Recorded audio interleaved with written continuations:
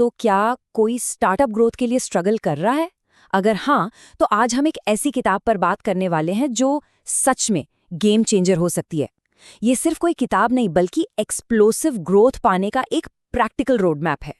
जरा सोचिए, एक स्टार्टअप शुरू हुआ, एक जबरदस्त प्रोडक्ट बनाया गया, वेबसाइट भी लॉन्च हो गई, सोशल मीडिया पर पोस्टिंग भी शुरू, और फिर खामोशी।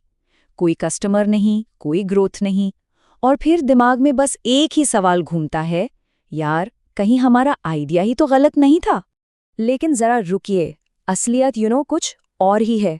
ज्यादातर स्टार्टअप्स अपने प्रोडक्ट की वजह से फेल नहीं होते। नहीं, वो फेल इसलिए होते हैं क्योंकि उन्हें कभी उतने कस्टमर्स ही नहीं मिल पाते जितने की जरूरत है। तो असली प्रॉब्लम प्रोडक्ट में नहीं बल्कि ग्राहकों तक पहुंचने के तरीके में है। और देखिए, इसी सबसे बड़ी प्रॉब्लम को यानी ट्रैक्शन की कमी को सॉल्व करने के लिए गैब्रियल वाइनबर्ग और जस्टिन मारेज ने अपनी किताब लिखी है, ट्रैक्शन। ये किताब बस यही सिखाती है कि कस्टमर्स कैसे लाएं और बिजनेस को स्केल कैसे करें। तो चलिए पहले लेखकों से मिल लेते हैं। गैब्रियल वाइनबर्ग, ये हैं डक के फाउंडर। जी हाँ, वही सर्च इंजन जो आज गूगल का एक असली कॉम्पिटिटर बन गया है। और दूसरे हैं जस्टिन मेयर्स, जो एक सीरियल एंटरप्रेन्योर है। इन दोनों ने किया क्या? उन्होंने दर्जनों सक्सेसफुल फाउंडर्स का इंटरव्यू लिया और उनकी सारी ग्रोथ स्ट्रैटेजीज को निचोड़कर एक फ्रेमवर्क में डाल दिया। तो इस किताब का जो दिल है ना, वो है एक बहुत ही सिंपल लेकिन पावरफुल नियम। एक ऐसा नियम जिसे लगभग हर फाउंडर जाने अनजाने में भूल जाता है, और शायद यही उनकी सबसे बड़ी गलती होती है। देखिए, ज्यादातर फाउंडर्स क्या करते हैं? अपना सारा का सारा टाइम और एनर्जी एक शानदार प्रोडक्ट बनाने में लगा देते हैं। उन्हें लगता है कि प्रोडक्ट अच्छा होगा तो ग्राहक अपने आप आएंगे। लेकिन लेखक कहते हैं नहीं, ये सोच अधूरी है। उनका साफ साफ कहना है कि ध्यान बिल्कुल बराबर बंटा होना चाहिए। आइडियल सिचुएशन क्या है? 50% टाइम प्रोडक्ट डेवलपमेंट पर और बाकी का 50% टाइम ट्रैक्शन पर, मतलब कस्टमर ग्रोथ पर। देखिए, ट्रैक्शन ही वो असली सबूत है जो बताता है कि कोई बिजनेस सच में काम कर रहा है या नहीं। ये बिजनेस की लाइफलाइन है, सीधी सी बात है। तो ठीक है, ट्रैक्शन पर फोकस करना है, लेकिन सवाल ये उठता है कि फोकस कहाँ करें? इसके लिए किताब में एक बहुत ही कमाल का कॉन्सेप्ट दिया गया है। इसे कहते हैं बुलजाई फ्रेमवर्क। इसके 3 स्टेप्स हैं, बहुत सिंपल। पहला, आउटर रिंग। यहाँ पर जितने भी 19 ग्रोथ चैनल्स हैं उन सब पर ब्रेनस्टॉर्मिंग किया जाता है। दूसरा, मिडिल रिंग। अब उनमें से जो 3-4 सबसे अच्छे लग रहे हैं उन्हें छोटे छोटे एक्सपेरिमेंट्स के साथ टेस्ट किया जाता है। और तीसरा, बुलजाई। जिस एक चैनल से सबसे बेस्ट रिजल्ट्स मिलते हैं, बस वही हमारा टारगेट है। अब सारी एनर्जी, सारे रिसोर्सेज उसी पर झोंक देने हैं। ये फ्रेमवर्क एक बहुत जरूरी सबक सिखाता है, focus beats hustle every time.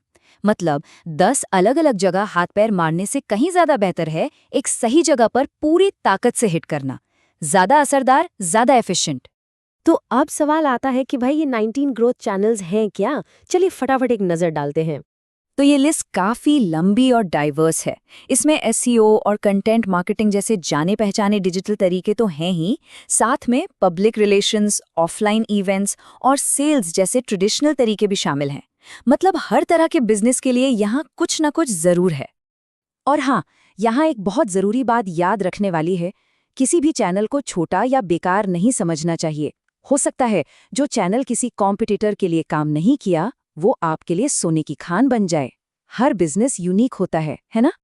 चलिए, अब एक बहुत ही इनोवेटिव चैनल की बात करते हैं, इंजीनियरिंग एज मार्केटिंग। इसका सीधा सा मतलब है ऐसे काम के टूल्स बनाना जो खुद ही कस्टमर्स को खींच कर ले आएं।